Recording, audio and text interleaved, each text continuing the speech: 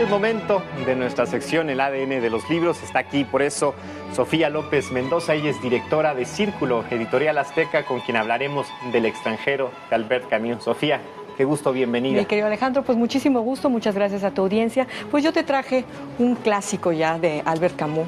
Fíjate que a mí me sorprendió desde la historia del mismo escritor. ¿Sí? Él nace en pobreza extrema en Argelia, cuando era una colonia francesa, por ahí del 7 de noviembre de 1913. Estamos festejando, sería su 105 aniversario Ajá. de nacimiento. Y él, a pesar de esta pobreza, logra a través de una beca lograr estudiar. Y es uno de los premios Nobel de literatura más jóvenes, el segundo más joven, a los 44 años. Porque muere también muy joven, Y a muere los muy 46, joven, ¿no? en una lógica del absurdo. ¿No? Él es un escritor que decía, a mí me gusta filosofar a través de mis libros. Y entonces, a través de sus novelas, efectivamente, uno se queda pensando muchísimo. Y una de las cosas que trataba de él era esto del absurdo. Y efectivamente, él muere en un acto casi absurdo. 3 días antes de su muerte hay un accidente allá en Francia de un muchacho y él dice, qué estupidez morir en un accidente automovilístico. ¿Y 3 días después? 3 días después él fallece de la misma forma. Hay una cosa ahí que cuentan que a lo mejor fue hasta la misma KGB que lo mandó ¿Sí? matar, porque él venía en una línea recta, no tenía por qué tener abollados los laterales del auto.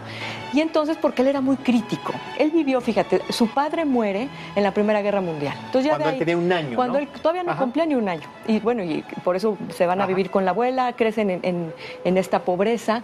Y después a él le toca la Segunda Guerra Mundial, donde él trabaja en la resistencia francesa escribiendo, porque por una enfermedad le impedía enrolarse y luchar por lo que él quería, que él siempre fue como un libertario. Pero al final de todas estas anécdotas, de todas estas historias, todo lo que vivió, él entiende que no hay vida, no hay idea que sea más valiosa que la vida de un ser humano. Entonces él era muy pacifista, él era, siempre pugnó por sus ideas de libertad, y por eso te traje ahora El extranjero. Te voy a decir por qué. El extranjero es una novela muy sencillita, unas poquitas hojitas, porque trae tres novelas acá, 3 historias de Camus, pero esta del extranjero, te voy a decir por qué. Porque en el mundo actual vivimos completamente desconectados. Puede pasar algo muy terrible a nuestro lado y a veces no nos conmovemos siquiera. Sí, sí. Y entonces estamos perdiendo esa humanidad que siempre defendió Camus. Camus es lo que decía, ¿cómo es posible que tengamos tantos valores como humanidad y se nos pierda pensando que somos racionales? Y entonces estamos perdiendo la humanidad. Y entonces esta es una historia que te deja como en shock, porque es un personaje en Argelia que está desconectado de los demás, pero está desconectado hasta de sí mismo. De sí mismo, claro. Y entonces pasa una historia, muere su madre, así empieza el libro, y él pues va a la vela, pero sin ninguna emoción. Desde la primera frase misma del libro es impactante, te la voy a ¿no, leer, Sofía? claro, por favor. Hoy mamá ha muerto, o quizá ayer. Es decir, el señor no sabía si había muerto ayer, hoy, porque y le parecía indiferente, trae ¿no? una confusión entre el pasado, el presente, pero no sabemos si por indiferencia o porque estaba desconectado del corazón, ¿no? Hay otro momento, Sofía, perdón que te interrumpa, que María, una mujer con la que está saliendo, le ofrece matrimonio y le dice, no sé, quizás a mí no me importa, si tú quieres, como si algo tan importante... Le dice, ¿quieres casarte conmigo? Y él le dice, sí, ¿pero me amas? Pues no sé, pero si quieres nos casamos. Es decir, vivía toda la vida en esta indiferencia, hasta que llega un momento como casi trágico, donde él termina matando a un hombre. Y esa es la historia de la segunda parte del libro, porque hay un juicio, y entonces le empiezan a decir, oiga, ¿y usted no se siente culpable? Pues no. ¿Y por qué lo mató? Pues dice, porque hacía calor, porque pues efectivamente se le nubla la vista, y entonces...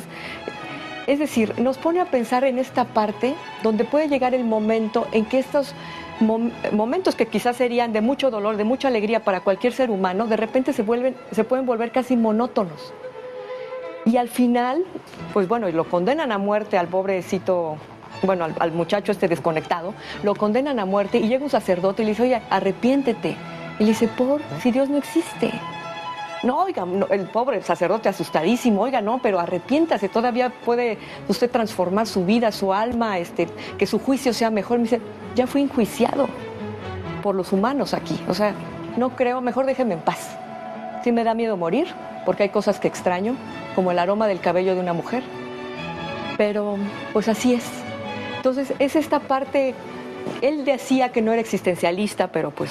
Claro, ahí está yo justamente creo que sí lo era. el existencialismo, el nihilismo también, todos estos valores, ¿no? Exacto, pero eso es lo que nos hace reflexionar Camus, es muy actual Camus, porque ¿qué nos está pasando como humanidad también, ¿no? ¿Hasta qué punto nos estamos desconectando, no solamente de los demás, sino de nosotros mismos?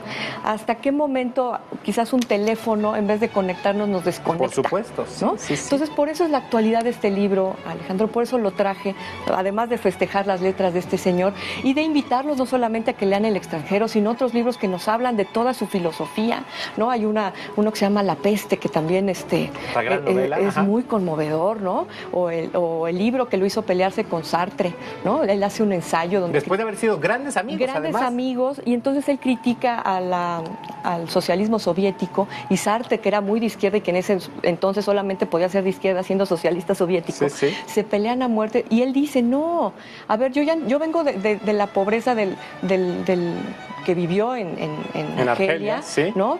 Y yo entiendo que el totalitarismo venga de la derecha o la izquierda, está mal. Entonces no comparto con esto, y se distancia de su gran amigo. Entonces al final es un gran humanista, creo que siempre defendió las ideas de libertad y sobre todo las ideas de justicia.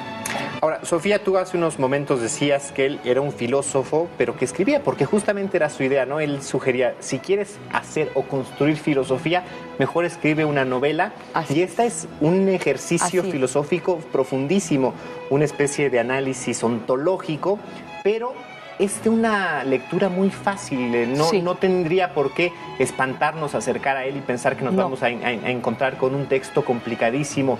Camus es facilísimo. No es nada complicado, este texto es muy amigable, pero sí te deja pensando. Es decir, no quiere decir que es como echarte la palomita con la película, si uno reflexiona sobre la humanidad, sobre los valores, sobre a dónde vamos y sobre todo qué es la justicia, ¿no?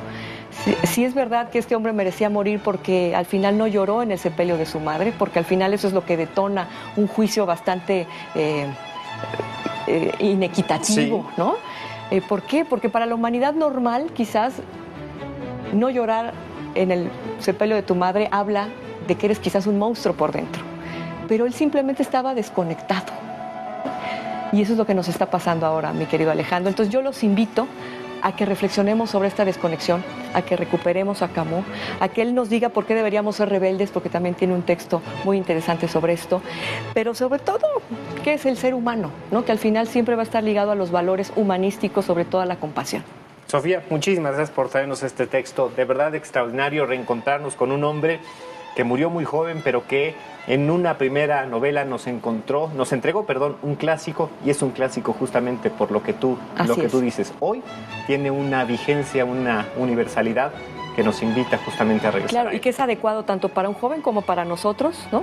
Que estamos todavía muy jóvenes. Muy jóvenes, pero desde luego Pero ya con un poco más de madurez. Siempre será una gran enseñanza leer acá. Claro, que no solamente sea un texto de estos obligados en la preparatoria. Hay que disfrutar. Gracias, muchísimas gracias, Sofía. Excelente.